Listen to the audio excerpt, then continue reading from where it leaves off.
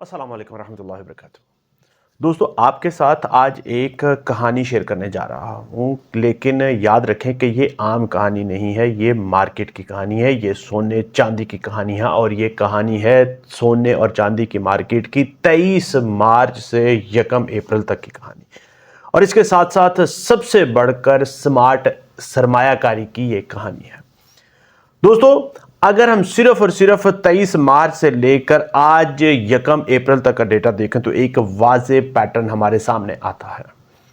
23 मार्च 2026 को क्या हुआ?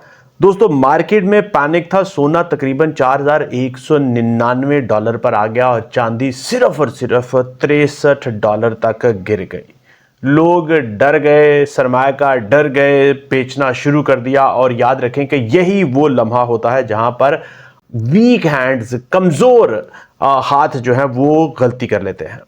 लेकिन दोस्तों, 24 और 25 मार्च को क्या हुआ ये भी मैं आपको बताता चलूं कि अचानक मार्केट ने पलटा खाया। सोना 4199 वाला $4538 तक पहुंच गया और चांदी $73 पर आउंस तक पहुंच गई, यानी कि $10 का चांदी में इजाफा हो गया।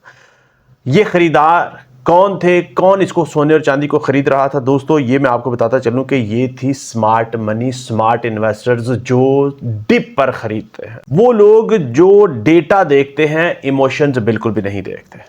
फिर आया दोस्तों 26 और 27 मार्च का दिन। मार्केट ने थोड़ी सी करेक्शन दी। सोना $4456 पर आउंस पर आ गया, चांदी भी नीचे आ गई।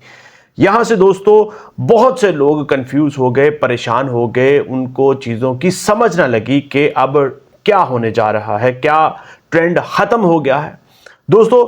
और फिर उसके बाद आया आज का दिन 1 अप्रैल 2026 का, जिसे आप अप्रैल फूल का दिन भी कह सकते हैं। दोस्तों, आज सोना सीधा $4732 पर ट्रेड कर रहा है। स्ट्रॉन्ग ब्रेकआउट में इस वक्त मौजूद है। चांदी इस वक्त $73 के करीब ट्रेड कर रही है।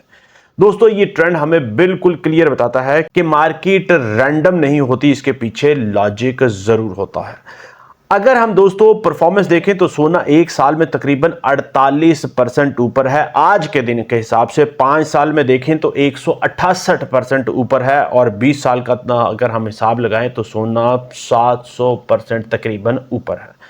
दोस्तों, ये कोई आम एसेट नहीं है, मैं आपको बता दूं, ये दुनिया का सबसे स्ट्रॉन्ग वेल्थ प्रोटेक्शन एसेट है सोना। चांदी की बात करें तो दोस्तों शॉर्ट टर्म में वोलेटिलिटी इसमें मौजूद है। पिछले 30 दिन के अगर हम हिसाब करें तो चांदी तकरीबन 10% लेकिन नीचे है, लेकिन 6 महीने के हिसाब से चांदी अभी भी 60% मुनाफा दे चुकी है। क्यों दोस्तों? क्योंकि याद रखें कि चांदी के 2 किरदार हैं, एक तो इंडस्ट्रियल मैटर और दूसरा इन्वेस्टमेंट का। और जब याद रखें कि अनसर्टेनिटी बढ़ती है, इन्फ्लेशन, डेट, करेंसी रिस्क, तो चांदी का इन्वेस्टमेंट मोड ऑन हो जाता है। अब बात करें पाकिस्तानी इन्वेस्टर के लिए असल जो सवाल है उसकी कि हमें क्या करना चाहिए, ये मैं आपको बता दूं। दोस्तों, याद रखें अब जबकि इंटरनेशनल मार्केट में सोना $4732 पर आउंस पर ट्रेड कर रहा है, तो पाकिस्तान में सोना तकरीबन उसी हिसाब से अगर कन्वर्ट करें तो तकरीबन 4,90,000 के करीब बनता है और 4,90,000 से 5 लाख के दरमियान में बनता है। और पाकिस्तान की ओपन मार्केट में सोना इस वक्त 5,05,000 के करीब ट्रेड कर रहा है। पठूर इससे थोड़ा सा सस्ता है। चांदी की बात करें तो दोस्तों इंटरनेशनल चांदी तकरीबन 7,860 रुपए फी तोला के हिसाब से बनती है, लेकिन पाकिस्तान में चांदी 9,200 से 9,500 के दरमियान में ट्रेड कर रही है, यानी कि चांदी के अंदर स्ट्रॉन्ग डिमांड मौजूद है और प्रीमियम भी इसमें शामिल है। ये एक हिडन सिग्नल है दोस्तों। तो अब बात करें कि स्ट्रेटेजी क्या होनी चाहिए। दोस्तों, मैं आपको ये बता दूं कि बहुत सिंपल लेकिन पावरफुल, सोना डिप आए तो जरूर आप उसको खरीद लें और चांदी सब्र के साथ आहिस्ता आहिस्ता जमा करें। आने वाले दिनों में दोस्तों मैं आपको बता दूं कि बहुत ही अहम मूव्स एक्सपेक्टेड हैं, क्योंकि दुनिया के हालात बहुत ही तेजी के साथ बदल रहे हैं। जंगी बात हो, ईरान अमेरिका की जंग हो या फिर इन्फ्लेशन की हो, तो हालात बहुत ही तेजी के साथ चेंज हो रहे हैं। किसी भी वक्त हालात जो है वो बदल सकते हैं। इसलिए आने वाले दिन दोस्तों बहुत ही ज़्यादा अहम है। ये वो फेज़ है जहां पर बड़ी मूव्स एक्सपेक्टेड हैं और याद रखें कि स्मार्ट इन्वेस्टर्स हमेशा अपनी पोजीशंस को बिल्ड करते हैं। ये वो वाला फेज़ है।